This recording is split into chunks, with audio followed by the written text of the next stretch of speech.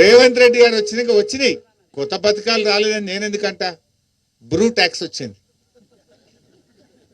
Finance ఎవరికన్నా పని చేస్తే కలవట్టు కట్టనో రోడ్డు పోస్తేనో 8% ట్యాక్స్ అయితే వచ్చింది. బిల్లు రావాలంటే బి ట్యాక్స్ వచ్చింది. ఎంత 10 15 8 to 10 బి ట్యాక్స్ వచ్చింది రేవంత్ రెడ్డి వచ్చినాక. హైదరాబాద్లో ఎవడన్నా ఇల్లు కట్టాలంటే ఆర్ ట్యాక్స్ వచ్చింది. స్క్వేర్ ఫీట్కు 100 రూపాయలు ఇవ్వాలన్నట. B tax, R tax, you tax, కొత్త ట్యాక్సులు అయితే పెట్టినామే రేవంత్ రెడ్డి. కానీ ఉన్నాయి కూడా కొట్టినావు. కేసీఆర్ గారు ఉండగా కరోనా కష్టకాలంలో మా నిరంజన్ అన్న వ్యవసాయ మంత్రి, నేను ఆర్థిక మంత్రిని. కరోనా వచ్చింది, లాక్డౌన్. గవర్నమెంట్లో ₹1 లేదు, చాలా కష్టంగా ఉంది. అప్పుడు ఎండాకాలం వచ్చింది కరోనా. ఎండాకాలం పోగానే వానకాలంలో డబ్బులు వేయాలి. ముఖ్యమంత్రి గారు మా అందరినీ శాఖ అధికారులను పిలిచిండు. మరి వానకాలం వస్తుంది, రోహిన్ కార్త్ వెళ్ళింది, సింకులు పడతాయి, రైతు బంద్ వేయాలి, తయారున్నారా అన్నాడు. ఎక్కడ సార్ మొన్నటిదాకా కరోనా అయినా మొత్తం అంతా లాక్డౌన్ అన్నాం. అంటే ఏందా మాకు రైతులే అంతా మీకు అట్లా దొరికిండ్రా అని ఆఫీసర్ల మీద కోపానికి వచ్చి మంత్రుల జీతాలు బంద్ పెట్టు, ఎమ్మెల్యేల జీతాలు బంద్ పెట్టు, అన్ని బంద్ పెట్టు, రైతులకు మాత్రం వాన సినుకు పడే వరకు రైతు బంధు పైసలు పడాలని చెప్పిండు. పడ్డాయలేవా?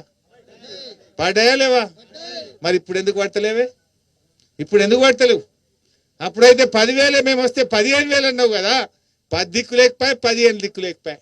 ఇంకా ముఖ్యమంత్రి నిన్న వరంగల్లో మాట్లాడుతుండు, ప్రజలు ఏం కోల్పోలేదట. ఈ రాష్ట్రంలో రైతులందరూ కూడా నీ పుణ్యమాని రైతు బంధు కోల్పోయింది. ఇవాళ నువ్వు చెప్పిన రుణమాఫీ 2 లక్షల మీద ఉన్న వాళ్ళు కట్టుండ్రి అని చెప్పిండి.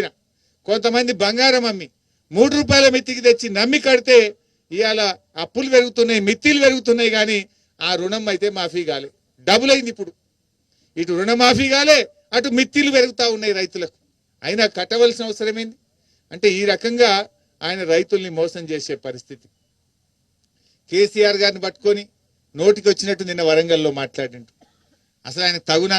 ఒక ముఖ్యమంత్రి మాట్లాడే భాష నాది? ఒక ముఖ్యమంత్రి ఆ రకంగా మాట్లాడొచ్చునా? తెలంగాణ ఉద్యమంలో అప్పుడు కూడా కేసీఆర్ చాలా గట్టి కొట్లాటి ఇదే రేవంత్ రెడ్డి లాంటి వాళ్ళు ఆంధ్ర బాబుల అడుగులకు మడుగులు ఒత్తుకుంటే అప్పుడు కూడా తిట్టిరు కేసీఆర్. తెలంగాణ ఉద్యమంలో కూడా కేసీఆర్ నోటికొచ్చినట్టు తిట్టిరు. కానీ ఎవరు ఎన్ని తిట్టినా కేసీఆర్ గారు ఆయన మొక్కవోని దీక్షతో పోరాడిండు, తెలంగాణ సాధించిండు కేసీఆర్. మీ అసంటోళ్ళు అప్పుడు మస్తు తిట్టిరు. ఈయన కూడా తుపాకీ పట్టుకొని వెళ్ళిండు. జై తెలంగాణ అంటే ఎవడు రానా జై తెలంగాణ అంటూడని తుపాకీ పట్టుకొని బయలుదేరిన వ్యక్తి రేవంత్ రెడ్డి. ఆ రకంగా ఎంతమంది ఎన్ని తిట్టినా కేసీఆర్ గారు తన లక్ష్యాన్ని చేరుకున్నాడు. ప్రాణత్యాగానికి సిద్ధపడి తెలంగాణ తెచ్చిండు. మరి ఇవాళ కూడా రేవంత్ రెడ్డి ఇష్టం ఉన్నట్టు మాట్లాడుతుండు. ఇవాళ మా లక్ష్యం ఒక్కటే. కేసీఆర్ ఏం చెప్పిండు? ఎవరు ఎన్ని తిట్టినా మనకు ప్రజలకు మేలు చేయాలి. కష్టపడి తెలంగాణ తెచ్చిన వాళ్ళం, ఈ తెలంగాణను 10 ఏళ్లలో అభివృద్ధి పథంలో నడిపిన వాళ్ళం కనుక ఈ తెలంగాణను కాపాడుకునే బాధ్యత ఉంటుంది.